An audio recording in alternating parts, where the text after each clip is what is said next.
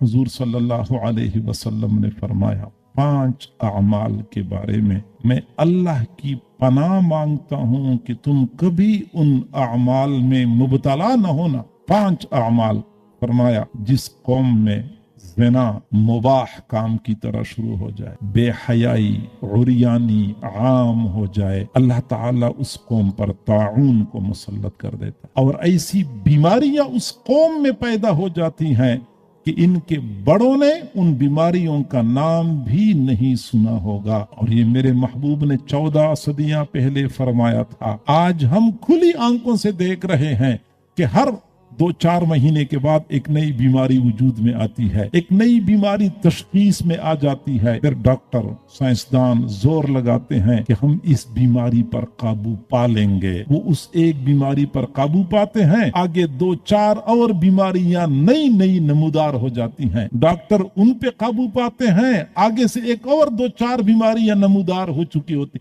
अल्लाह के साथ मुकाबला चल रहा है। देखें, तमाशा देखें कि कौन जीतता। आज से 50 साल पहले के लोग, उनसे पूछें कि आज जो नई नई बीमारियां हैं, पुराने जमाने में ये बीमारियां थी, उन लोगों ने उस जमाने में इनका नाम भी नहीं सुना। हुजूर का ये फरमान सच। फिर हुजूर ने फरमाया, जिस कौम ने ज़कात की अदायगी से में कोताही कर ली, अल्लाह ताला उस कौम से बारिशों को रोक लेता है। और फिर फरमाया कि अगर तुम्हारे जानवरों में, तुम्हारे घरों में चौपाए न होते, तुम्हें तो बारिश का एक कतरा भी नसीब न होता। अगर बारिश होती भी है तो इन चौपाइयों और जानवरों की वजह से होती है। और फिर फरमाया कि जिस कौम में नाप तोल में कमी शुरू हो जाए, अल्लाह ताला उस कौम पर कहत को मुसल्लत कर देगा। खत्म न होने वाली भूख उन लोगों पर मुसल्लत कर दी जाएगी। सब कुछ होने के बावजूद कुछ भी नहीं है। जिसके पास ज्यादा माल है वो ज्यादा भूखा है, जिसके पास थोड़ा माल है वो थोड़ा भूखा है।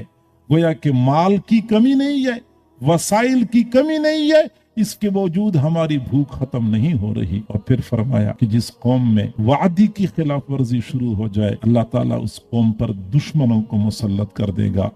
वो दुश्मन होते हैं जो उनके वसाइल को लूट लूट कर ले जा रहे होते हैं।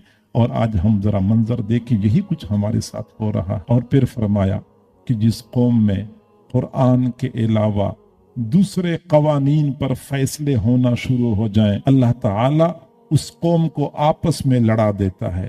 ये जो कौम लड़ रही है, आपस में इंतशार है, इख्तिलाफ है, एक दूसरे का गला घोंट रहे हैं, एक दूसरे को बर्बाद करने पे तुले हुए हैं, हकीकत में अल्लाह रब्बुल इज्जत का वो इंतकाम है जिसके शिकंजे में ये कौम आ चुकी है।